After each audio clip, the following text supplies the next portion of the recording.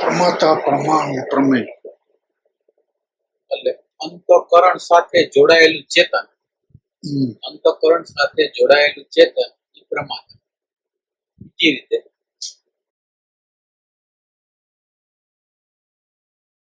આપણે બહારની જે ઇમ્પ્રેશન આવે છે, બહારની ઇમ્પ્રેશન આવે છે, બાળક હોય ઇમ્પ્રેશન આવે નામની જાતિની જે આવે અંતઃકરણ વિશિષ્ટ ચેતન. અંતઃકરણ વિશિષ્ટ ચેતન, વિશિષ્ટ ચેતન એટલે વિશેષણ વાળું. વિશેષણ એટલે શું? દાખલા તરીકે આ કાળો ઘોડો છે, કાળો છે એ વિશેષણ છે, ઘોડાનું વિશેષણ. એમ ચેતન છે, આમાં ચેતન છે આનું વિશેષણ થયું, આત્માનું વિશેષણ થયું.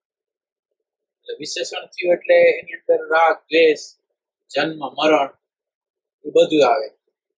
એ થયું પણ આત્માનું વિશેષણ. એક વિશેષણ શબ્દ છે ને ઉપાધિ શબ્દ છે. ઉપાધિ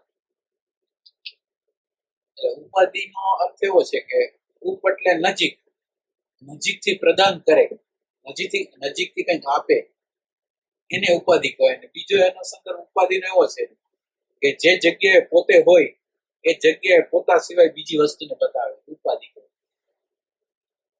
એટલે દાખલા તરીકે આપણે લાલ ફૂલ હોય, લાલ ગોળ તમે કાચ રાખો, ગોળ કાચ હોય તો ઓલા કાચ આવે છે સફેદ. એટલે એ જે છે ને એ એની અંદર પ્રતિબિંબિત થાય. એટલે આ જે વસ્તુ છે એની અંદર પ્રતિબિંબિત થઈ એટલે જાણે કે આ જે વસ્તુ હોય ને લાલાશ વાળી લાગે, લાલાશ વાળી લાગે. ભાઈ લાલાશ તો હોય તો કોની હોય? આની ન હોય. તો આ જે વસ્તુ થઈ ને એટલે ઉપાધિ શબ્દ જે છે ને, ઉપાધિ શબ્દ નજીક રહીને પ્રદાન કરે. એટલે ફૂલ છે એ નજીક રહી અને એનું પોતાનું જે લાલપણું છે એને આપે, એ ઉપાધિ. ઉપાધિનો એક શબ્દ આપણા આ કાનના ગોલોક છે ને, આ કાનના ગોલોક છે ને એ ઉપાધિ છે. હવે આ ઉપાધિની અંદર પોતે આકાશ રૂપે અલિપ કરીએ છે અને બતાવે છે જે વસ્તુને બીજી વસ્તુને બતાવે, પોતાને ન બતાવે, બીજાને. કોને બતાવે? શબ્દને બતાવે. આકાશ છે એ શબ્દને બતાવે એટલે ઉપાધિ. એટલે વિશેષણની અંદર જોડાયેલું છે, ઉપાધિની અંદર નથી છૂટતું હોય. પોતે જે જગ્યાએ, માનો કે આત્મા જે જગ્યાએ છે એ જગ્યાએ બીજાને બતાવે. એટલે બીજાને બતાવે એટલે કોને? અંતઃકરણને બતાવે. તો એ ઉપાધિ. એટલે ઉપાધિ અને એટલે અંતઃકરણ વિશિષ્ટ ચેતન. અંતઃકરણ વિશિષ્ટ ચેતન એટલે બીજી રીતે મેમરી વાળો હું, મેમરી વાળો જે હું છે એ થયો પ્રમાતા. આપણે જેને અત્યારે જે વૃત્તિઓ ઉઠતી હોય એને આપણે હું રૂપે માની છીએ એ પ્રમાતા. હવે પ્રમાતાનું જે કરણ છે ને એ પ્રમાણ કહેવાય. પ્રમાતા જે સાધન દ્વારા જાણે, જે કરણ દ્વારા જાણે એ પ્રમાણ. પ્રમાતા છે એ આંખ વડે જાણે તો આંખ છે એ એનું કરણ થયું એટલે પ્રમાણ. કાન છે એ શબ્દ માટેનું પ્રમાણ થયું, રસ માટે જીભ પ્રમાણ. એટલે આની વ્યાખ્યા છે કે આપણે પ્રમાતાનું કરણ, જાણવાનું જે કરણ છે એ પ્રમાણ. અને પ્રમાણ દ્વારા જે જણાય એ પ્રમાણ. જે પ્રમાણ છે એના દ્વારા જે જણાય છે એને પ્રમેય કહેવાય. એટલે આ થયું પ્રમાતા, પ્રમાણ અને પ્રમેય. હવે સાક્ષી આશ્રિત અવિદ્યાની સત્વગુણની વૃત્તિ છે એ પ્રમાતા છે. સાક્ષી આશ્રિત અવિદ્યાની રજોગુણની વૃત્તિ છે એ પ્રમાણ છે. સાક્ષી આશ્રિત તમોગુણની અવિદ્યાની તમોગુણની વૃત્તિ છે એ પ્રમાણ. એટલે સાક્ષી છે એમને, સાક્ષી છે ઈ આધાર, અને આ સાક્ષીના આધાર ઉપર પ્રમાતા પ્રમાણ ને પ્રમાણ. સાક્ષી એટલે આ પ્રમાતા પ્રમાણ અને પ્રમેય છે એ જુદી વસ્તુ છે, સાક્ષી છે એ જુદી વસ્તુ છે. અને ઓલા સત્વગુણ, રજોગુણ અને તમોગુણ છે એનું પરિણામ છે. હવે પછી આપણે શું? એટલે એની સાથે પછી દ્રષ્ટા, દ્રશ્ય, દર્શન અને જ્ઞાતા, જ્ઞાન ને જ્ઞેય. એટલે આમ દ્રષ્ટા, દ્રશ્ય, દર્શન ને બધાને લેવાના છે આમ જ. દ્રષ્ટાનો જે સેન્સ છે દ્રશ્યના સેન્સથી છે. આ આપણે એક સેન્સ લીધો પ્રમાતા, પ્રમાણ ને પ્રમેયથી. હવે દ્રશ્યની અપેક્ષા એ દ્રષ્ટા અને દ્રશ્યની અપેક્ષા એ દર્શન. એટલે દ્રશ્ય જ્યારે આપણે જોડાઈને એટલે દ્રશ્યની સામે દ્રષ્ટા આવે અને આ દ્રશ્યને જાણવા માટે જે હોય એને દર્શન કહેવાય. એ સેન્સ છે. પછી જ્ઞાતા, જ્ઞાન અને જ્ઞેય. તો જ્ઞાનનો જ્યારે રેફરન્સ હોય, એક દ્રશ્યનો રેફરન્સ હોય ત્યારે આવે, પ્રમાતાનો કે પ્રમેયનો રેફરન્સ હોય ત્યારે આ ત્રિપુટી આવે. અને આપણે જ્ઞાતા, જ્ઞાન અને જ્ઞેયનો જે ત્રિપુટી હોય, જ્ઞાનની વાત હોય તો એમાં જ્ઞાતા, જ્ઞાન અને જ્ઞેય એ સાહેબ. એટલે આમ ત્રિપુટીને ખાલી આપણી સામે કોઈની સામે પત્ની આવે તો પતિ કહેવાય, પછી એની સામે સાહેબ આવે તો એનો કાર્યકર કે ઈ કહેવાય, અને એનો નાનો ભાઈ આવે તો મોટો ભાઈ કહેવાય. એવી રીતે જ્ઞાનના રેફરન્સ થી જ્ઞાતા, જ્ઞાન નહીં, દ્રશ્યના રેફરન્સ થી દ્રષ્ટા, દર્શી, દર્શન અને પ્રમાતાના રેફરન્સ થી અથવા પ્રમેયના રેફરન્સ થી પ્રમાતા, પ્રમાણ.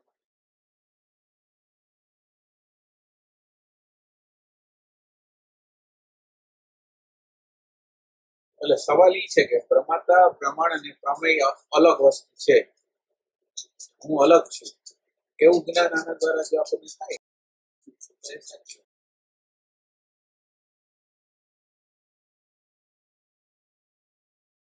એટલે હું ને આની જે આપણે વાત કરીએ છીએ આની અંદર આ પ્રમાતા, પ્રમાણ ને પ્રમેય આવી જાય ને, ઓલો એનાથી સાવ અલગ જ. ઈ તો ઈ પાછા સાક્ષીના રેફરન્સ થી થઈ જાય ને. એટલે એમ સમજવાનું, સતનો પડદો કહેવાય. સત હોય એનો પડદો, અને સતના પડદા ઉપર પ્રમાતા, પ્રમાણ અને પ્રમેય ત્રણેય એની રીતે ગોઠવાયેલો. એટલે આપણે એ રીતે કે આખો ખેલ જે પ્રમાતા, પ્રમાણ, પ્રમેયનો ખેલ જે થતો હોય એ સાક્ષીના પડદા ઉપર.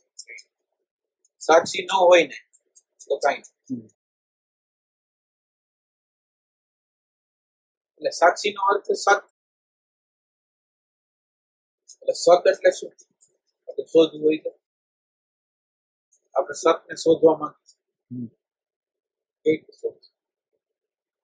સત એટલે આપણને જે ખબર છે સત કે જે અપરિવર્તનશીલ છે, સતત હાજર છે, અથવા જેને આપણે હોવા પણ કહીએ. એટલે હોય ને જો ત્રણે કાળમાં હોય તો એને સત કહીએ છીએ આપણે, કે જે હોવા પણ છે, પછી કે જેના આધારે જ બધું ચાલે છે. હવે આ તો તમે જે જાણ્યું એ બૌદ્ધિક જાણ્યું, બરાબર? સાચી વાત છે, મોટી વાત બરાબર. હવે સત ખરેખર આ પદાર્થોમાં, વસ્તુમાં આપણે જાણવું છે તો હવે આપણે આ બુદ્ધિની બહાર ક્યાંક નીકળવું પડશે. હવે આ સત શબ્દની તો તમે વ્યાખ્યા આપી, એટલે એક બુદ્ધિની ક્લેરિટી એટલી થઈ ગઈ કે જે સતત રીતે છે. તો હવે આપણે એ ગોતવા માંગીએ છીએ કે આ બધા આ પદાર્થો તો છે. આપણે એમ કહીએ છીએ આ સોફો છે એને કોણ ના પાડી શકે, આ પંખો છે એની કોણ ના પાડી શકે, લાઈટ છે એની કોણ ના પાડી શકે. તો હવે આની અંદર જે શાશ્વત છે એ શું છે ને પરિવર્તનશીલ છે એ શું છે એને આપણે ગોતવું. વિજ્ઞાનની દ્રષ્ટિએ એક જે આપણે એ ધારો કે ઇન્ફોર્મેશન જ છે, નથી, પણ ધારો કે પંખો છે કે ખુરશી છે, તમે એને એમ કે સૂક્ષ્મ જતા જાવ કે સૂક્ષ્મ, ધારો કે ખુરશી છે એને તોડી નાખી તો છેલ્લે આપણે અણુ પરમાણુ ઉપર આવી જાય છે, અથવા નાના એના કણ ઉપર આવી જાય છે, ઇલેક્ટ્રોન, પ્રોટોન, ન્યુટ્રોન, અલ્ટિમેટલી છેલ્લે ઉર્જાના સ્વરૂપમાં આવી જાય છે. એટલે છે એ બધું ઉર્જા સ્વરૂપ એમ, પણ ઉર્જાનું એમ કે કેટલું ઘનત્વ થયું છે અથવા સૂક્ષ્મ થયું છે એના ઉપર એની ક્વોલિટી બને છે, કે જેટલી ફ્રીક્વન્સી ડાઉન થતી જાય એટલે એ ઘન થઈ ગયું ને અહીંયા સ્થિર દેખાય આપણને. એટલે ઉર્જા અમુક રીતે કાર્ય કેમ કરે છે? દાખલા તરીકે એકની ફ્રીક્વન્સીમાં ફરે ઇલેક્ટ્રોન, એકની ફ્રીક્વન્સીમાં ફરે એટલે હાઇડ્રોજન જ થાય, બીજું કઈ નહીં. તો એકની ફ્રીક્વન્સીમાં હાઇડ્રોજન, બેની ફ્રીક્વન્સીમાં ઈ, તો એનર્જી એમ કેમ કરે છે? એનો અર્થ એમ છે કે એનર્જી પેલા કઈક છે.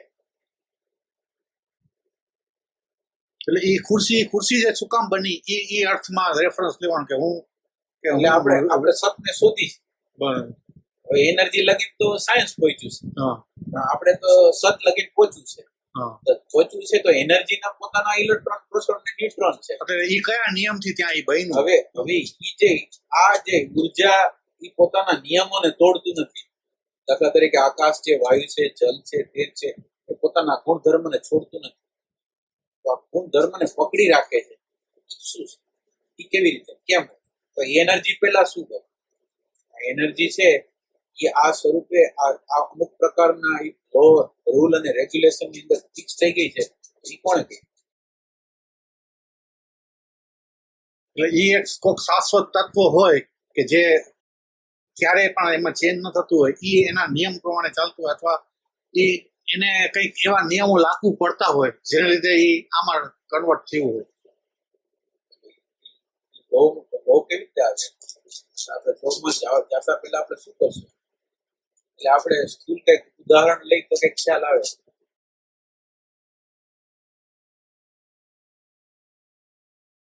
આપણે મકાન બનાવીએ તો મકાન નો પેલા શું આવે? એટલે વિચાર થાય તમને કે આમ બનાવીશ. પેલો જે વસ્તુ થઈ વિચાર આવ્યો કે મારે મકાન લેવું છે, મકાન બનાવવું છે. એટલે મકાન છે એ બહાર નથી, મકાન પેલા અંદર પ્રગટ. અંદર પ્રગટ થયું પછી વિચાર હોય એટલું કામ ન કરે. વિચાર પછી ઈચ્છા થાય. વિચાર કામ ન કરે. વિચાર પછી ઈચ્છા થાય અને ઈચ્છા થયા પછી ક્રિયા થાય. હવે વિચાર તો થયો કે મારે 20 લાખ, 30 લાખ, 40 લાખ નું મકાન બનાવવું છે. એની પાછળ તો એનર્જી વાપરવી પડે કે ભાઈ આટલા આપણી આગળ કેટલા કેમ છે, એના પછી આપણી જરૂરિયાત કેટલી છે, એના પર પછી આપણી ઈચ્છા કરી આપણી આગળ 30 કે 40 કે 50 લાખ છે ઈચ્છા. પછી ત્રીજી ક્રિયા. તો એનર્જી છે એ ક્રિયા છે. એનર્જી છે એ ક્રિયા છે. ક્રિયા પહેલા કોકની ઈચ્છા છે અને કોકની ઈચ્છા પહેલા કઈ જ્ઞાન પડેલું છે. વિચાર એટલે જ્ઞાન પડેલું છે. એટલે આ 3 સ્ટેપ પહેલા જોઈ. આ 3 સ્ટેપ છે એને આપણે જોઈશું કે આપણે એનર્જી આગળ અટકતા નથી. એનર્જીની પાછળ ઈચ્છા પડેલી છે. કોઈ પણ પદાર્થ છે એ જ્ઞાતમાંથી પ્રગટ થયો છે. દાખલા તરીકે બીજની અંદર એવા ડેટા મૂકેલા છે કે ગુલાબનું ફૂલ હોય તો એની અંદર એવું, કેરીનું હોય તો એવું. તો એ જે ડેટા મૂકેલા છે એ ડેટા લગીને આપણે પહોંચવા માંગી છે. એટલે આ એનર્જી પેલા ઈચ્છા, એટલે એનર્જી કરતા ઈચ્છાનું સ્વરૂપ વધારે સૂક્ષ્મ છે. એટલા માટે કે તમે વિચાર કર્યો કે મારે આ ઝૂંપડી આવું છે, તો ઝૂંપડી આવો છે એનો વિચાર કર્યો, પછી એની ઈચ્છા કરી અને છેલ્લે ક્રિયા દ્વારા આવ્યો. પણ ક્રિયામાં એનર્જી વાપરી. એટલે એનર્જી એ શું કર્યું? સેવક તરીકે. એનર્જીએ જે કામ કર્યું એ સેવકનું કામ કર્યું. એટલે એમ કહેતું કે એનર્જી પહેલા એનર્જીને ડિરેક્શન આપે છે એ કોણ? કે ઈચ્છા. એટલે એનર્જી કરતા સૂક્ષ્મ છે એ ઈચ્છા છે અને ઈચ્છા કરતા સૂક્ષ્મ છે એ વિચાર અથવા જ્ઞાન છે. એ વિચાર રેફરન્સ છે આપણે જે વિચાર માનીએ છીએ એ નહીં, આ જ્ઞાનનો વિચાર. ડેટા કહેવાય. ડેટા કહેવાય, જ્ઞાન કહેવાય. આપણે બિલ્ટ ઇન પ્રોગ્રામ કહેવાય. હવે આપણે એની હારે ઓમકાર નહીં જોડી દઈએ. એનર્જી છે એ અકાર છે, ઈચ્છા છે એ ઉકાર છે, અને જ્ઞાન છે જે વિચાર છે એ મકાર. જ્ઞાન છે એ મકાર છે. અ ઉ ને મ. એટલે પેલા મ, પછી ઉ ને પછી અ. અ ઉ મ પછી કઈક છે. અ ઉ અને મ એ ત્રણેય જળ વસ્તુ. એનર્જી જળ. એક સેન્સમાં આપણે જે અત્યારે સેન્સ કહી છીએ નામ રૂપનો સેન્સ કહી છે. પ્રતીતિમાં આવે, જે પણ પ્રતીતિમાં આવે, આંતર બાહ્ય જે પ્રતીતિમાં આવે એ બધી વસ્તુ જળ. એટલે અકાર, ઉકાર અને મકાર. એટલે એને બીજા સેન્સમાં કેવું હોય તો અ એટલે સ્થૂળ, ઉ એટલે સૂક્ષ્મ, મ એટલે કારણ. આ ત્રણ અકાર, ઉકાર, મકાર. પછી અર્ધમાત્રા બિંદુ હોય છે. આપણો પોઈન્ટ તો અત્યારે સતનો છે. એની સાથે આપણે અકાર, ઉકાર, મકાર ને જોડી દીધું. દાખલા તરીકે જે લોકો ખાલી હકારની સાધના કરે ને એ એની અદ્વૈતનું જ્ઞાન. તમે કોઈ પદાર્થને જુઓ ને તમને ખાલી એનર્જી દેખાય અને એનર્જીની રિયલ એમ કે આમ ખરેખર જ્ઞાન એવું જ લાગે કે એનર્જીના ખેલ સિવાય કાંઈ નથી. તો એ ઘણી ઉપલબ્ધિ કહેવાય. ખાલી હકાર માત્રની ઉપાસના. એટલે હકાર માત્રની ઉપાસના તમે કરો, આ જુઓ કે આ જુઓ કે આ જુઓ, કોઈ પણ વસ્તુ જુઓ તો એમાં એનર્જી સિવાય શું? એ સેન્સથી છે. એટલે અકાર ઉકાર અને મકાર. હવે આપણે આ લગીન તો આવી ગયા, આ બધું આપણે ડેટા લગીન તો આવી પહોંચ્યા. આપણે સતને શોધી છીએ અને સતને શોધી છીએ એની અંદર આપણે એનર્જી પેલા લીધી. અત્યારના વૈજ્ઞાનિક લોકો જે રીતે ઇલેક્ટ્રોન પ્રોટોન ન્યુટ્રોન કહે છે એવી રીતે લીધી. આ એનર્જી જે કાર્યરત થાય છે પોતાના લો ને રેગ્યુલેશન ને ફોલો અપ કરે છે. એટલે ઈ એનર્જી પહેલા ઈચ્છા, ઈચ્છા પહેલા ક્રિયા, આ ઈચ્છા પહેલા જ્ઞાન. આ 3 સ્ટેપ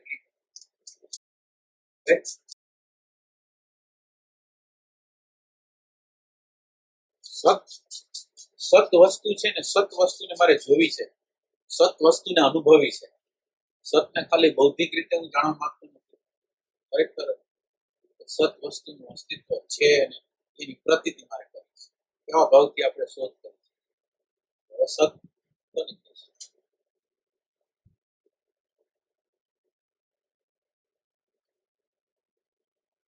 એટલે અત્યારે સાક્ષી આશ્રિત આપણે જે બોલ્યા છીએ ને એના રેફરન્સ થી આપણે સત લીધું છે. સાક્ષી આશ્રિત 3 ગુણ લીધા. સાક્ષી છે એ પડદો છે, એના રેફરન્સ થી આપણે આગળ જાય છે. એમાં આપણે સતને શોધી છે અને સતને એવી રીતે શોધી છે કે જેમાં બુદ્ધિને તો ખબર પડી ગઈ કે ત્રણેય કાળમાં જે છે રૂપે રહે છે. એ બુદ્ધિ આનંદિત થઈ ગઈ. પણ એ બુદ્ધિ આનંદિત થઈ ગઈ પણ બુદ્ધિએ સતનો અનુભવ નથી કર્યો. હવે શોધ કેવી રીતે કરશે? બધી વસ્તુને વીખી નાખ્યા, બધી વસ્તુને વીખતા જાય તો મળશે. તો શું કરશે? પ્રેમથી જ મળશે. હવે આપણે બુદ્ધિથી સંતોષ નથી તો ત્રણેય કાળમાં રહીએ છીએ એ આપણને ખબર છે. ત્રણેય કાળમાં રહીએ છીએ એની અનુભૂતિ તો છે નહીં. સત તત્વ છે કે જેની અનુભૂતિ આવી જાય. બુદ્ધિની અહીંયા સુધી મર્યાદા છે, હવે બુદ્ધિને ખબર પડે નથી. પ્રેમ આગળ જાય, પ્રેમ પ્રયાસ કરશે એમ કે હાથ ઊંચા નહીં કરી. પ્રેમ તત્વ શોધીએ કેમ છે? પ્રેમની એવી તાકાત છે, બુદ્ધિની તાકાત નથી. આ જે શોધ કરે છે ને, સતની જે શોધ કરે છે એ બુદ્ધિ નથી કરતી, હૃદય કરે છે. આ હૃદય છે ને, અને હૃદય એવી રીતે શોધ કરે છે કે એને બુદ્ધિને તો રિજેક્ટ કરી દીધી. બુદ્ધિને રિજેક્ટ કરી દીધી કે ભાઈ તને તો બધી ખબર છે કે ત્રણેય કાળમાં રહીએ છે, પણ તને તું તો જોઈ તો નથી શકતો, અનુભવી તો નથી શકતો. તો હવે તું અહીંયા ફિનિશ. હવે એની જગ્યાએ ફિનિશ થઈ ગયું, બુદ્ધિની આ ફિનિશ થઈ ગઈ. હવે જ સાચી વસ્તુ હવે જ પ્રગટ થવાની છે. હવે અહીંયા બુદ્ધિ ક્લોઝ થઈ ગઈ, બંધ થઈ ગઈ. બુદ્ધિની હવે કોઈ હવે આગળ જઈ શકે એવી શક્યતા જ નથી. તો હવે શું થાય? હવે ખાલી એટલું કહ્યું, તો હવે શું થાય? ખબર નથી આમાં હવે આગળ શું કરવું એ. ખાલી એટલું જ રહેશે, એટલું જ રહેશે. ખબર નથી એટલું જ રહેશે.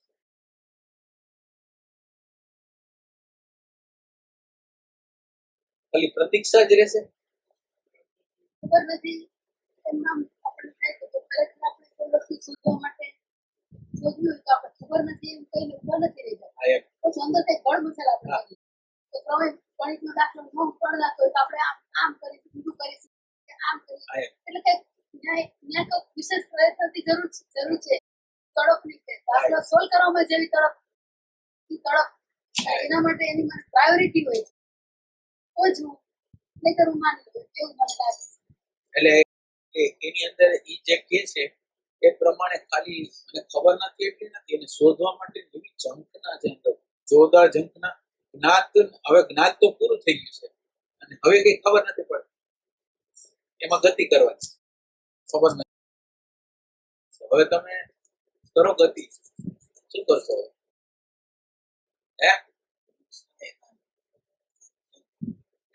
વૃક્ષમાં સત એટલે એ કહેવાના જ હતો એટલે અમે આ પોઈન્ટ એક પૂરો થાય ને પછી એક વસ્તુનું આપીએ આપણે. એટલે દાખલા તરીકે એક વસ્તુ તમે મને જુઓ છો, હમ. તમે મને જુઓ છો, બસ આની અંદરનું શબ્દ અથવા તમે શબ્દ સ્પર્શ ગમે તે XYZ નો અનુભવ, આ રૂપનો તમે અનુભવ કરો છો, તો એની અંદર તમે કંઈક જુદું પાડી દો, એમાં તમે કંઈક જુદું પાડી દો, એમાં સબસ્ટિટ્યુટ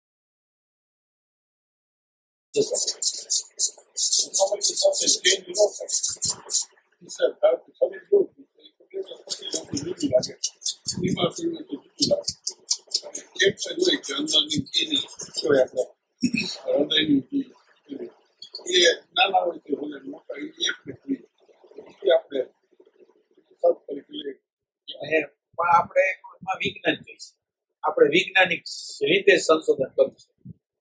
વૈજ્ઞાનિક રીતે તમે તો સાયન્સ ભણેલા જ છો ને, તો આ કેવી રીતે પેલા આ તમે મારી આકૃતિને કેવી રીતે જોવો છો યાર? આપણે તો હું સ્ટેપ બાય સ્ટેપ જનરલાઇઝ નથી કરવું, એક નક્કર રીતે જાણવું છે. નક્કર રીતે જાણવા માટે હવે આપણે વિજ્ઞાનમાં જવું, વિજ્ઞાન જે આગળ છે. હવે આપણે કેવી રીતે વિજ્ઞાન મુજબ આ દ્રશ્ય કેવી રીતે દેખાય છે? વિજ્ઞાન મુજબ એક તો અણુ પરમાણુ તરીકે દેખાય, એટલે ગમે તે સેલ હોય કે ગમે તે હોય એની અંદર અલ્ટિમેટલી તો જે આપણે તત્વો જે 103 તત્વો જે છે એ તત્વો જ છે અંદર. એટલે છેલ્લે એ તત્વોમાં તમે જવા જાઓ તો સૂક્ષ્મમાં સૂક્ષ્મ તત્વો એટલે હાઇડ્રોજન ગણીએ આપણે તો ખાલી ઇલેક્ટ્રોન, પ્રોટોન, ન્યુટ્રોન ને ઉર્જા, ત્યાં સુધી જ વિજ્ઞાન જઈ શકે છે. ના, એટલે વિજ્ઞાન અત્યારે આપણે ઈ ટાઈપે નહીં, આ વિજ્ઞાન કયા ટાઈપે કરશું કે આ દ્રશ્ય તમે ક્યાં કઈ રીતે જોવો છો, દ્રશ્ય જે જોવાની પ્રક્રિયા થાય છે એમાં કોણ કોણ હિસ્સો લે છે. અચ્છા, એટલે આ જે ધારો કે અહીંયા અત્યારે આવે છે તો એ આંખમાં જાય, આ કેવી રીતે આપનું સમજાવો. એટલે પેલા દ્રશ્ય જે હોય એ દ્રશ્ય જેવી રીતે કેમેરો છે આપણી પાસે, તો કેમેરામાંથી જે દ્રશ્ય આવે એ ઓલા લેન્સમાં થઈ અને પાછળ પડદામાં પડે. એવી રીતે સેમ આપણામાં છે. એટલે આ જે આંખ છે એ એકચ્યુઅલી લેન્સ જ છે, એટલે એમાંથી દ્રશ્ય થઈ અને અંદર જે આંખનો જે મેઇન ગોળો છે ને એની અંદર રોડ એન્ડ કોર્ન નામના સેલ છે. એ સેલમાં એનું દ્રશ્ય પડ્યું એટલે એ સેલ ઉત્તેજિત થયા, એટલે એની અંદરથી એક ઉર્જાનું એક કિરણ થઈ પાછળ બ્રેઇનના પર્ટિક્યુલર એક એરિયામાં ગયું અંદર. ઉર્જાના કિરણને શું કહેવાય? ઉર્જાનું કિરણ જે લઈ જાય છે એને શું કહેવાય? એટલે એ ખાલી એક ઉર્જા, એટલે એ જેવી રીતે આપણે આ ઇલેક્ટ્રિસિટી કેવી રીતે પ્રવાહ વહે છે એને તો તમારી સાયન્સની બતાવો. સાયન્સની ભાષામાં ઇલેક્ટ્રોન જ કે ખાલી, એટલે જ્ઞાનેન્દ્રિય કે જે સંદેશો લઈ જાય છે એને જ્ઞાનેન્દ્રિય કે એને શું કે આપણે નર્વસ સિસ્ટમ, નર્વસ સિસ્ટમ કે. એટલે જો એક આંખે ખાલી આટલું જ કામ કર્યું, ખાલી દ્રશ્યને અહીંયા પોતાના પૂરતું અહીં રાખ્યું. ઈ જે રાખ્યું એને જ્ઞાનતંતુ સંદેશો વેવ્સના રૂપમાં બ્રેઇન સેલમાં લઈ ગયા. પછી એટલે એને ધારણ કર્યું આખું, જે કઈ બહારનું પિક્ચર હતું એ હવે તમારા અંદર બ્રેઇન ની અંદર આવી ગયું પર્ટિક્યુલર એરિયાની. એટલે એ પછી એ જે એકવાર એનું થઈ ગયું પછી આપણે જે કહે છે કે ભાઈ મનનો ભાગ છે, કે મન એને કહે છે કે આ વસ્તુ આ છે, એને ઓલરેડી એકવાર જોઈ છે ને એની અંદર એની પાસે એક મેમરી છે, એ મેમરીમાંથી ત્યાંથી ઉઠાવીને આ બેને એકબીજા સાથે કમ્પેરિઝન કરી અને એ એમ કહે છે કે આને આ કહેવાય. એટલે જે મનનો જે આપણે જેને ભાગ કહીએ છીએ, જે સાયન્સમાં ખરેખર નથી પણ એ અંદર સાયન્સની અંદર સમજવું હોય તો આપણી અંદર કંઈક એવી બ્રેઇનની એક જે એરિયા છે એની અંદર બધી મેમરી સ્ટોર થયેલી છે. એ સ્ટોર મેમરી સાથે આ મેમરીને મેચ કરે અને મેચ કરીને એને નામ આપે. એટલે બ્રેઇન સેલ છે એ હવે આપણે બ્રેઇનને તમે આમ બીજી રીતે બધું ભૂલી જાઓ, બ્રેઇન એટલે કંઈક બીજું વસ્તુ છે એ ભૂલી જાઓ, પણ બ્રેઇનનું અત્યારે જે ફંક્શન છે ને એને તમે યાદ રાખો. બીજું બ્રેઇન એટલે આપણે બુદ્ધિનો એક વિભાગ છે ને એને પછી અત્યારે ઇન્સ્ટિંક્ટિવ બ્રેઇન કહી છે આપણે, ઇન્સ્ટિંક્ટિવ બ્રેઇન. અને ઇન્સ્ટિંક્ટિવ બ્રેઇન નું ફંક્શન ફક્ત આટલું જ હોય, રેકોર્ડ કરવા, આટલું જ. એટલે તમારું સાયન્સ એમ કહી કે રેકોર્ડિંગ થાય છે એની ના તો ન કરી શકે, રેકોર્ડિંગ થાય છે. હવે રેકોર્ડિંગ થઈ ગયું, એ વસ્તુ તો રેકોર્ડ થઈ ગઈ, એનો ઉપયોગ કોણ કરે? હવે આ રેકોર્ડ થઈ ગયેલી વસ્તુ છે એનો ઉપયોગ કોણ કરે? આ તો એક જગ્યાએ આ ડેટા સ્ટોરેજ કરી દીધો. હા. ડેટાનો ઉપયોગ કોણ કરે? એટલે એ એનાથી સૂક્ષ્મ વસ્તુ હોય જે હા એટલે ઓલી કઈ ડાયમેન્શનલ છે? આ બ્રેઇન છે. બ્રેઇન છે 3 ડાયમેન્શનમાં આવી જાય તો હવે 3 ડાયમેન્શનલ છે, એનો હાયર હોય એ જ ઉપયોગ ઉપયોગ કરીએ. કરે. તો હાયર છે એ શું છે? હા છે એ આપણા ઓલા વિચારના ને બધા જે અંદર ડેટા ભેગા થયેલા છે ને જેનાથી એક એનું માળખું બન્યું છે કે જેને આપણે યુઝલી આ મન કહે છે એ એનો ઉપયોગ કરે છે. જે સંસ્કાર ભેગા થયેલા છે એ સંસ્કાર એનો ઉપયોગ કરે છે. એટલે સંસ્કાર ઉપયોગ કરે છે, પણ આપણે એને વ્યવસ્થિત રીતે સમજવું હોય તો એ ચિત્ત નામનું તત્વ છે. ચિત્ત પછી એને આપણે મન કહી શકીએ, ગમે તે કહી શકીએ એને, હમ. પણ એ ચિત્ત નામનું તંત્ર છે કે એ ચિત્તની અંદર ચૈતન્ય છે એ પ્રતિબિંબિત થયેલું છે. ચિત્તની અંદર ચૈતન્ય પ્રતિબિંબિત થયેલું છે ને એટલે એ ચેતનવંતું છે. અને આ જે ચિત્ત છે એટલે આ ચૈતન્ય છે એમાં છે ટ્રાન્સમિટ છે અથવા પ્રતિબિંબિત છે. અને એ પ્રતિબિંબિત થયેલું જે વસ્તુ છે ને એ ચિત્તની અંદર જાય છે. એટલે ચિત્ત છે એ લિક્વિડ છે કોના કરતા. એટલે ચિત્તનું તંત્ર કેવું કે આની સાથે જોડાયેલું છે અને દ્રશ્ય સાથે જોડાયેલું છે. એના બે એરો છે. એક એને માંથી ઉર્જા મળે છે, એના સ્ત્રોતમાંથી ઉર્જા મેળવીને આ દ્રશ્ય વસ્તુને જોવે છે. એટલે આ ચિત્ત આવી વસ્તુ છે અને એ ચિત્તમાંથી ચિત્તી શક્તિ કહેવાય. આ બ્રહ્માંડની જે કોસ્મિક ને બધી હલાવે છે એ ચિત્તી શક્તિ કહેવાય. એટલે આપણે એને ચિત્ત કહીશું. ચિત્તનો અર્થ તમે મન કહો તો ચાલશે, પણ આપણે આપણા મગજની અંદર ક્લેરિટી મન છે એનો ઉપયોગ કરે છે. જે 4 ડાયમેન્શનલ છે એ એનો 3 ડાયમેન્શનલ ઉપયોગ કરે છે. અને એ ઉપયોગ કેવી રીતે કરે છે? મન કેવો રીતે ઉપયોગ કરે છે?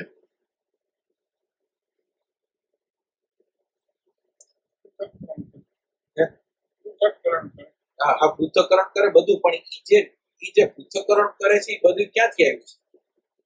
ઈ જે વિશ્લેષણ કરે એ બધું બહારથી જ આવેલું છે.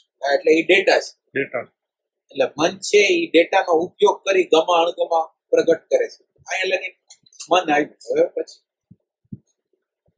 આપણે દ્રશ્ય વસ્તુ વિશે વિચાર કરીશું. દ્રશ્ય વસ્તુને આપણે શું લીધું, કેવી રીતે લીધું? એટલે ઇન્દ્રિયો દ્વારા પેલા અંદર આવી અને એ બ્રેઇન સેલ સુધી પહોંચે. એની અંદર એક જ્ઞાનેન્દ્રિય આવે. એક આંખનો ભાગે હિસ્સો લીધો, એક જ્ઞાનેન્દ્રિય લીધો, એક બ્રેઇન સેલ લીધો, પછી મન આવ્યું. એટલે જે બહારથી આવે છે ડેટા સંસ્કાર આપણે બને છે અથવા જે સ્મૃતિ બની છે આપણી એ એનો ઉપયોગ કરે. હવે મન છે એ ડેટા છે કે બીજું કઈ છે? મન છે એટલે બહારથી આવેલા છે એટલે એ ડેટા જ છે. ડેટા છે એ દ્રશ્ય છે કે અદ્રશ્ય છે? દ્રશ્ય થાય. દ્રશ્ય હંમેશા જડ હોય, ચેતન હોય? દ્રશ્ય જડ હોય. ના, એટલે બરાબર ઊંડા ચિંતન મનનથી કેજો. એમ કે ખરેખર કારણ કે દ્રશ્ય દેખાય છે, જે બધું દેખાય છે બધું જડ હોય. એટલે ભલે અત્યારે આપણે આંખથી નથી દેખાતું પણ અંદર આપણે કોઈક છે કે એને જોઈ શકે છે. હવે ધારો કે વિચાર છે એને આપણે જોઈ શકીએ છીએ ખરા, એનાથી થોડા ઘણા ક્યારેક અલગ પડીએ ત્યારે ખબર પડે કે આ વિચાર આવ્યો કે આ વિચાર આપણને ગમ્યો કે ન ગમ્યો. તો ધેટ મીન્સ કે દેખાય છે ધેટ મીન્સ કે એ આપણાથી જુદું છે. એટલે બે વસ્તુ છે કે એક જેને આપણે જોઈ શકતા હોય આપણાથી જુદું જ હોય ને એ જડ જ હોય. તો આપણે કેટલી વસ્તુ લીધી આમાં? દ્રશ્ય લીધું, દ્રશ્ય, પછી ઇન્દ્રિય લીધી, ઇન્દ્રિય લીધી, જ્ઞાનેન્દ્રિય લીધી અને મન લીધું, બુદ્ધિ લીધી, પછી મન લીધું. મન છે એ જડ છે. બુદ્ધિનું ફંક્શન છે સમજાય? બુદ્ધિનું ફંક્શન, બુદ્ધિ શું કરે છે ખરેખર? આ પદાર્થોનું શું કરે છે?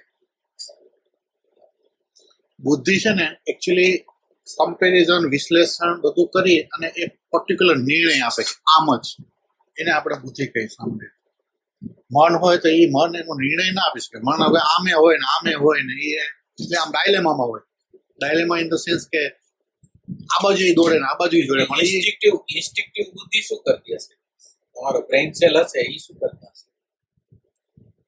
બ્રેઇન સેલ તો એકવાર અંદર છાપ છે પડી ગઈ ને ક્યાં કને છાપ પાડી દે ફટ દઈને કે આમ આ વસ્તુની આ છાપ પડી. એટલે આપણે જેને પરસેપ્શન કહી છીએ શું છે? જે બુદ્ધિ જે કરી શકે છે એ પરસેપ્શન છે. એ પરસેપ્શન શું છે? પરસેપ્શન નો અર્થ શું થાય? પરસેપ્શન કહેવાય કે આખી આખી આખી આકૃતિ હોય કે શબ્દો હોય કે રૂપ હોય તો એ રૂપને રેકોર્ડ કરી એક એકમ તરીકે રાખે. તો એ પર્ટિક્યુલર ફિક્સ ડેટા તરીકે મૂકી દે એને. પરસેપ્શનનો અર્થ એમ થાય કે ધારો કે સફરજન આપણે એકવાર જોયું એટલે સફરજનની અંદર જે એના જે ધારો કે એની કન્સિસ્ટન્સી છે કે તમારી આંખ બંધ હોય ને તમારા હાથમાં મૂકે ને તો ઘણી વાર કન્સિસ્ટન્સી તમે કહી શકો. પછી ધારો કે કન્સિસ્ટન્સી નથી પણ દૂર પડ્યું છે એટલે તમારી પાસે ખાલી આંખથી એનો આકૃતિ અને કલર આવે છે. એટલે પાંચે પાંચ ધારો કે ઇન્દ્રિયો છે એનું જે પરસેપ્શન પર્ટિક્યુલર જે એનું ડેટા જે છે ને એ ડેટાને સાથે એની પર્ટિક્યુલર ફિક્સ મૂકી દે કે લાલ કલર હોય, આવી કન્સિસ્ટન્સી હોય, આવો આકાર હોય, આવી સાઈઝ હોય તો એને સફરજન કહેવાય. એટલું પાર્ટ એ બુદ્ધિ કરી શકે. એટલે બુદ્ધિનું કામ છે કે આ ટમેટું નથી, આ સફરજન જ છે એમ એની નિર્ણય કરી શકે. એટલે એનું જે કંઈ જ્ઞાનેન્દ્રિયમાં અંદર આવ્યું હોય એ જ્ઞાનેન્દ્રિયોની અંદરની એની પોતાની ડેટા સાથે કમ્પેર કરી બધું મૂકી પાંચે પાંચ ઇન્દ્રિયોની જે પરસેપ્શન હોય એ કરી અને એ ફિક્સ મૂકી દે કે આ આમ જ છે. ઇન્સ્ટિંક્ટિવ બુદ્ધિને બીજું આમાં કાંઈ નથી, આટલું જ કરી શકે. ફોટો પાડી જેવો છે જેવી છે બસ એટલો જ, નથી વિશેષ કાંઈ. પછી જે બુદ્ધિ છે ને પછીની જે બુદ્ધિ છે એ એટેન્શન માંથી. બીજી જે બુદ્ધિ છે ને એ એટેન્ટિવ જેટલો માણસ થતો જાય ને એનું ડેવલપમેન્ટ થતું એનો વિભાગ પાવરફુલ થતો. કેટલાક મંદ બુદ્ધિના હોય, કેટલાક આમ મધ્યમ બુદ્ધિના હોય, જનરલ રૂટીનમાં હાલે એવા હોય, કેટલાક અસાધારણ બુદ્ધિના હોય. તો આ જે ફરકો છે ને એ એટેન્શનની ક્વોલિટી એટલે એ એક બુદ્ધિ છે એ જુદી. ઇન્ટેલેક્ચ્યુઅલ બુદ્ધિ. પછી એક ત્રીજી બુદ્ધિ ઇમોશનલ. ઇમોશનલ જે બુદ્ધિ છે એ પાછું કોના જેવી નહીં. ઇન્ટેલેક્ચ્યુઅલ એટલે પછી એની આગળ લોજિક હોય, બધું નામ બધું કેલ્ક્યુલેશન હોય. ઇમોશનલ બુદ્ધિ છે કેલ્ક્યુલેશન ને બધા છોડી એના માટે ભાવ મુખ્ય હોય.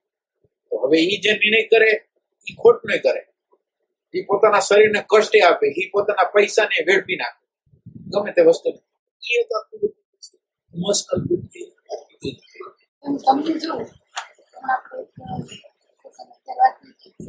જુએ છે એના સિવાયની જે વસ્તુ દેખાય છે એ બધી દ્રશ્ય છે અને દ્રશ્ય બધું જળ હોય.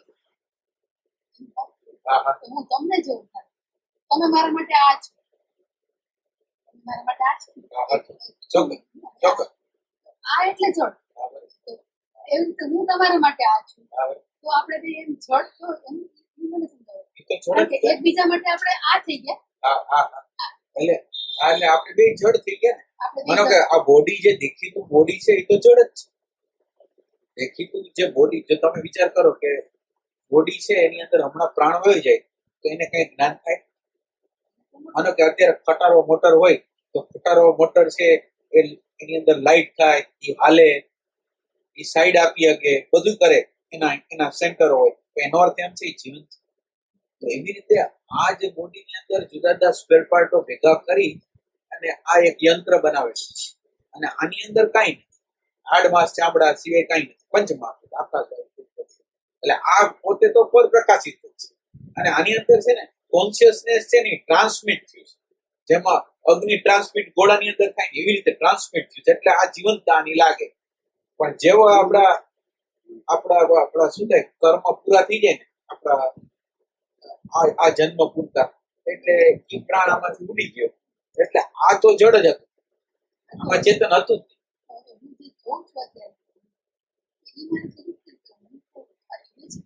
બસ એટલે આપણેનો સેન્સ આપણે શું કર્યો, બોડી એ આપણો સેન્સ કર્યો. એવી રીતે જળ વસ્તુ છે સફેદ એ મને જોતી હોય એના માટે હું તો આ બની ગઈ ને. ના એટલે એક સેન્સ થી કરું, પણ બીજા સેન્સ થી આ જે જડ વસ્તુ હોય ને એની અંદર એક અંશ હોય, સત અંશ. ચિદ અંશ ન હોય. ચિદ એટલે ભાન નો અંશ ન હોય. ના એટલે ભાનનું તત્વ ચૈતન્ય ખરું પણ સત અંશમાં જ હોવાપણાના રૂપમાં હોય. પણ ચિદ અંશ જે છે ને એનું ડેવલપમેન્ટ નથી હોય. આ ચિદ અંશનું ડેવલપમેન્ટ છે ને એ 1 કોષી 2 કોષી 3 કોષી 4 કોષી અને એમ કરતા એનું જે ચિદ અંશ છે ને એ ડેવલપિંગ એમ છે.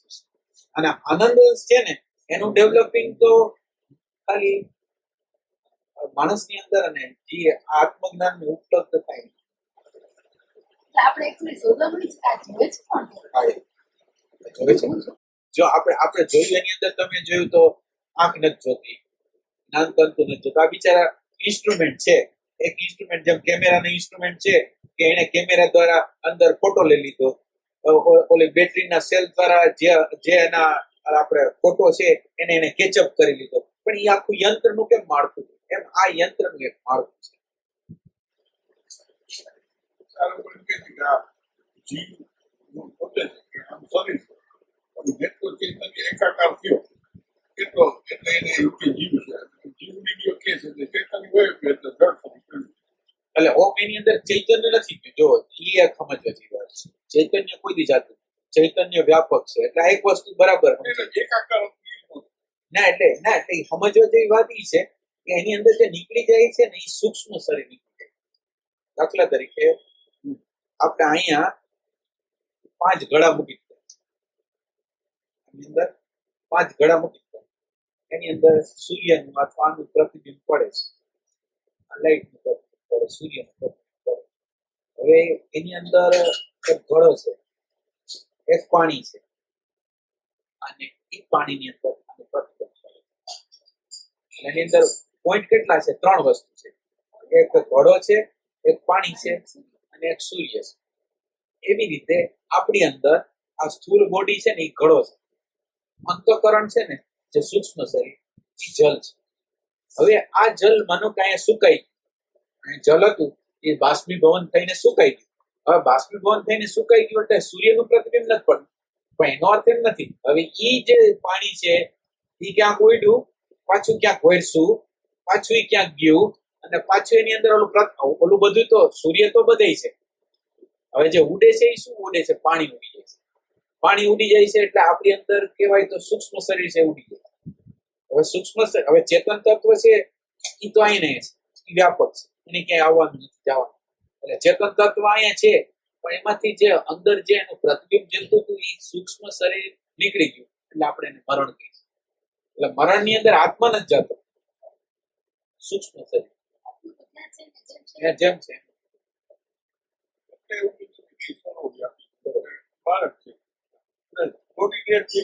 એટલે આપણે પછી ચૈતન્યનો અર્થ ભૂલી ગયા. નકર સત અંશ તો ત્યાં હોય, સત વસ્તુ તો ત્યાં પડેલી છે.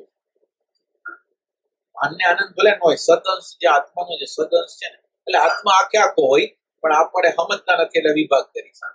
કારણ કે સત હોય તો એની અરે ચિત્ત હોય, એની અંદર આનંદ હોય. કોણ જોવે છે એ મારે અનંત પ્રેમ મારી પાસે હોય તો હું પૂછી શકું કે આ જોવે છે કોણ એમ એ પ્રેમ. એટલે આધ્યાત્મની અંદર બુદ્ધિ નો શોધી શકે, પણ પ્રેમ શોધશે. આ તત્વને જે શોધશે એ બુદ્ધિ નો. બુદ્ધિ તો સ્ટોપ થઈ ગઈ, બુદ્ધિને કઈ ખબર પડતી નથી, હવે કઈ ખ્યાલ નથી આવતો, પછી આગળ કાંઈ છે નહીં. પણ છતાં અંદર મૂંઝારો થાય છે. પછી હું ફસાઈ જાઉં કે આ દાખલા તરીકે વિનુભાઈ છે તો આ ખાલી જગ્યા છે એની વચ્ચે વિનુભાઈ છે કે આ ખાલી જગ્યા હા ભલે તમારી વસ્તુ બરાબર છે, ના બરાબર છે. ખાલી જગ્યા વચ્ચે વિનુભાઈ આ બધું વળી જાય, આ બધું વળી જાય શકો તો એક ખાલી જગ્યા છે. એટલે ખાલી જગ્યા છે ને, ખાલી જગ્યા આકાશ છે, એ આકાશ છે એની પ્રતીતિ કેવી રીતે થાય? તમે માનો કે ખાલી જગ્યા કયો તો ખાલી જગ્યા છે એ સ્પેસ છે, સ્પેસ છે. એની અંદર આપણે પૃથ્વી, જલ, તેજ અને વાયુ એ બધા નથી, પણ આકાશ એક તત્વ રહ્યું છે. તો એ આકાશ તત્વ છે એની ખબર કોને પડે છે? બીજા કરતા કેવું થાય કે બધું કોઈ નથી તો એક છોટો મને એમ ખબર પડી ને કે આ બધું ગયું રાઈટ પછી હું નથી વહી જતી. પણ એ હું શું છે કે જે વયું જાતું નથી એનું સ્વરૂપ શું છે? હું સ્વરૂપ એ શું છે એમ. એવું લાગે આપણે વિચાર કરતા કરતા મને એવું લાગે કે ધારો કે જ્યાં સુધી પહોંચી ગઈ કાંઈ એ જગ્યાથી શરૂઆત થઈ છે આ કાંઈ નહોતું આ બધું અને એક તો બધી વસ્તુ છે કે દરેક વસ્તુ બધી કોક ને કોક અવકાશની વચ્ચે છે.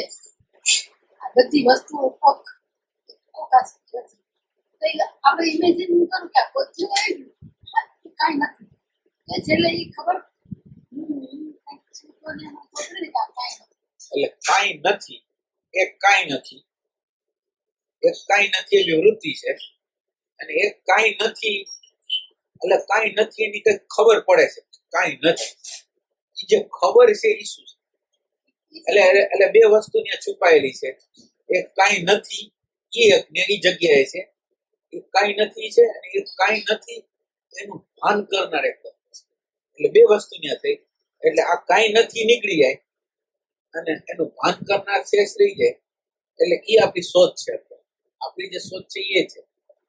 એટલે આપણા સુસુપ્તિમાં જે અંદર અવસ્થા સુસુપ્તિમાં એ ટાઈપનું હોય ને એટલે- ઊંઘની અંદર તમે એકદમ સારી ઊંઘ આવી હોય ને જે છેલ્લે ખબર પડે કે ઈ ઊંઘ તમને આવી ત્યારે ત્યારે તો હાજર ન હોય ધારો કે તમે કેમ હે એટલે સામાન્ય રીતે મન હાજર હોય ખબર અત્યારે જે ખબર પડે છે મનને ખબર પડે છે બરોબર.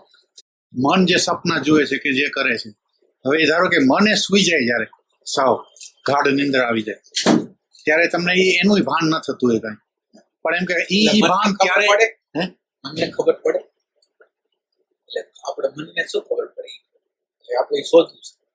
મનને શું ખબર પડે? મનને બોડીની શરીરની જ્યારે સપનાની કે ખબર પડે દાખલા તરીકે એક દ્રષ્ટાંત સિમ્પલ આપણે ખબર પડે કે મનને આ ખબર પડે. મનને શરીરના બોડીની બધી વસ્તુની ખબર પડે સંવેદનની ખબર પડે એને ખબર પડે આમ અત્યારે એને ખબર પડે એટલે એને ખબર પડે એટલે આપણે ખરેખર એ જાણવા માંગીએ છીએ એને ખબર પડે.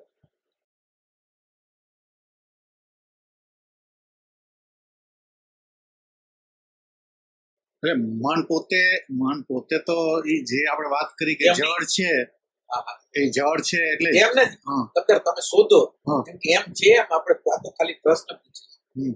તો મનને ખબર પડે છે. માનો કે તમે અત્યારે અત્યારે અત્યારે ચા પીધો હમ, હમ, આ ચા ને ટચ થયું હમ, એટલે એના ગળપણનો તમને અહેસાસ થાય છે હમ. તો એ શું છે એને આપણે ગોતવા માંગીએ છીએ. તો અહેસાસ કોને થાય છે?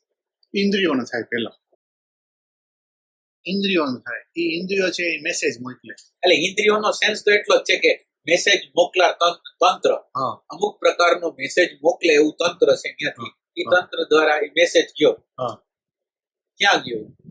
મેસેજ ગયો બ્રેઇન સેલ બ્રેન સેલમાં ગયા પછી એટલે બ્રેઇન સેલ છે એને પોતાને કઈ ખબર ન પડે પણ એ બ્રેઇન સેલ છે ઈ ઓલું જે મન હોય આપણું ઈ ઓલું જેની સાથે જે કઈ એના ધારો કે પેલા એને ઘડપણ લીધેલું છે એ ઘડપણનો સ્વાદ એની પાસે મેમરીમાં પડ્યો છે એટલે એની સાથે કમ્પેર કરીને ઈ કે આ એટલે હવે ગળપણ છે હા હવે ગળપણ છે એ શું છે? ડેટા છે. ડેટા છે એને ખબર પડે એને ન ખબર તો ખબર કોને પડી? ના એટલે હા પોઈન્ટ ને બરાબર જો હા. એ ખબર કોને પડી? એટલે ઈ મનને ન ખબર પડે પાછી ખાલી મન તો એ ખાલી આપણે ભ્રમણામાં છીએ કે આને ખબર પડે છે. હા ખબર પડે છે એની એક આપણને ભ્રમણા છે એને ખબર જ ન પડે. ન પડે. એટલે ખબર પડવાની આખી પ્રોસિજર છે ને એ કોકની છે અને કોક ખાતે આપણે ખતરી છે. આ ખબરની આખી પ્રોસિજર છે ને એ કોકની જ છે હા. આ કોઈની નથી. એટલે એના જે ફંક્શન છે જેમ આ કોમ્પ્યુટરના બધી વસ્તુના ફંક્શન છે એવા જ એના ફંક્શન છે. ડેટા પછી ડેટાને માનો કે તમે ડેટા કોમ્પ્યુટરની અંદર મૂકી છે એટલે બુદ્ધિ કહેવાય. હવે એમાંથી તમે પ્રશ્ન કર્યો એટલે ડેટામાંથી જવાબ. ઇન્ફોર્મેશન જડ છે ચેતન છે ઈ મન છે. હમ. તો હવે આપણે એમ કહીએ છીએ આ ખબર કોને પડી એટલે એ ખબરનું તત્વ એનું છે મનનું છે એમ આપણે પૂછીએ છીએ. ના એનું નથી. એટલે ઈ ઉછીની ઉર્જા લઈને પોતાનામાં ના, પકડી લે છે. મન જે કરે છે એ શું કરે છે? ડેટાની અંદર પડેલું છે એમાં આને અનુરૂપ હોય છે ને એ વસ્તુ કાઢી દે અને એ વસ્તુ ડેટા કાઢવાનું કામ એનર્જી દ્વારા થાય. એટલે ખાલી એ ડેટા કાઢી દે જેમ કોમ્પ્યુટરની અંદર ડેટા કાઢી દે એવી રીતે ડેટા કાઢી દે કે આને આ કહેવાય અને આ કહેવાય અને આ કહેવાય. પણ એ કહેવાય એ ડેટા છે. હવે ડેટાને કોઈ જોનાર ન હોય તો ખબર ન પડે. એટલે આ ડેટા તો એની રીતે પડી હોય ત્યાં કોઈ જોનાર નથી કોઈ જાણનાર નથી. આ ડેટા કઈ નથી કોઈક જાણે છે એ મહત્વ. અને આને જે તે પ્રકારની સંવેદનાઓને જાણ થાય છે ને એ આની જ છે. કોન્શિયસનેસ છે ને એ ઠેઠ નીચે લેવલ લગીને એ અને અત્યારે જોરદાર અત્યારે આ યુગની અંદર તો કોન્શિયસનેસ નું અવતરણ વધારે વધારે થઈ ગયું છે. એટલે કોન્શિયસનેસ જ અવતરિત થઈ ગયું છે ત્યારે અને યાર અવતરણ થયું છે. પણ એનો આખો વિભાગ જુદો છે. કોન્શિયસનેસ હંમેશા એ જુદું જ રહે છે. સિદ્ધિ શક્તિ છે હું આ સિદ્ધિ શક્તિ કઈ, પ્રજ્ઞા કઈ, જ્ઞાન કઈ, ભાન કઈ.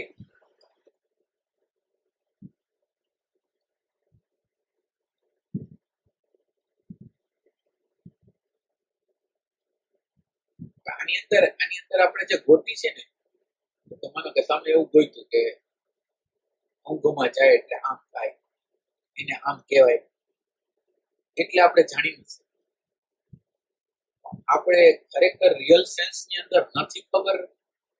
માનો કે આપણે કોઈ ને કોઈ પ્રકારનું એસોસિએશન એમાંથી શોધી કાઢી છે એટલે આપણને અંદર આંતર રીતે વિષાદ થતો જ નથી. અને આંતર રીતે વિષાદ થતો નથી એટલે નથી ખબર છે ને એ આપણા અચેતન ની અંદર વ્યાપ્ત નથી થતું. જ્યાં લગીને અચેતન આપણા સમગ્રતાની અંદર ખબર નથી એવું વ્યાપ્ત ન થાય ત્યાં લગીને બ્લાસ્ટ નથી. એટલે આપણે કઈ ને કઈ ના રેફરન્સો ગોતી કાઢી છે ખરેખર ખબર નથી ને એવું સ્વીકારે ત્યાં એટલે એ નથી આવતું, આ નથી. ખરેખર ખબર નથી. એટલે ઓલા ડેટા આવીને ઉભા રહી જાય છે. એવું કોઈ હોય કે ધારો કે આપણે કહ્યું કે સરસ ઊંઘ આવી ગઈ હોય ઊંઘી એટલે સપનામાં આવ્યો પૂરી શકે સપનામાં આવ્યો તમને યાદ નથી એ તો બરાબર. સપના તો આવતા જ હોય. અને બીજું કે ઊંઘ જેવા નહીં હોતું કે એને કોઈ સપનામાં આવતા અને એટલે જ આપણે કે એ એક જ પણ છે આખી રાત શું થાય અને આપણે સુધી નથી ગઈ જે રીતે અંદર મન નહીં એવું થતું એ રીતે હાથ પર પછાડી ઊંધા થતા થાય આડાવડા થાય કોઈ બહુ પેલો એગ્રેસિવ હોય તો એવા સપના આવતા હોય તો વધારે આડાવડો થાય કોઈ શાંતિથી કર્યું એટલે સપના વગરની ઊંઘ તો તમે 5 મિનિટ કરો તો 24 કલાકની એનો એ કેવી રીતના થાય સપનામાં આવે તો આપણે તો બને જ ઊંઘ આવતા જ જે યાદ એમાં એટલે ગાઢ નિંદ્રા કમની આવતી હોય. એટલે ગાઢ નિંદ્રા અને આમ ચૈતન્યની સ્થિતિ બે સાયન્સ. ચેતન તત્વની જે સ્થિતિ આપણે જે જાણવા માંગી છે અને ઊંઘ બે હરકી જ છે. ફક્ત એની અંદર અજ્ઞાન છે અને આની અંદર જ્ઞાન છે. એકની અંદર દ્રષ્ટા છે અને એકની અંદર દ્રષ્ટા નથી. એટલો જ ફરક. એટલે બુદ્ધને જે આવતી હોય ઊંઘ એ કોન્શિયસલી ઊંઘ એ ટાઈપની આવતી હોય ને આપણે અનકોન્શિયસલી એટલે જે કે છે કે ઊંઘ હોય આપણી 8 કલાકની પણ સાચી ઊંઘ તો એ 2 ટાઈમમાં હોય પણ એ બહુ શોર્ટ પીરિયડ હોય અને એ આપણી પાસે જે આવે છે એ અનકોન્શિયસલી આવે છે કે પછી તમે ઘણા બધા સપના જોઈ લીધા કે પછી થાકી ગયા જેવી રીતે આમાં થાકી ગયા પછી આ ઊંઘ આવી એમાંય થાકી ગયા પછી જે ઊંઘ આવે ને એ હોય 2, 5, 10 સેકન્ડ કે 15 ને વળી પાછું એ પાછી સપના આવે વળી સવારનું જે પાર્ટ છે ને 3 થી 4 નું કે જે એમાં પણ એ ગાઢ નિંદ્રા રેસ્ટનેસ જે આવે છે એ ગાઢ નિંદ્રા વગર આખી રાત સપના હોય મને સવારે ઉઠે તો બેચેન થાકેલો લાગે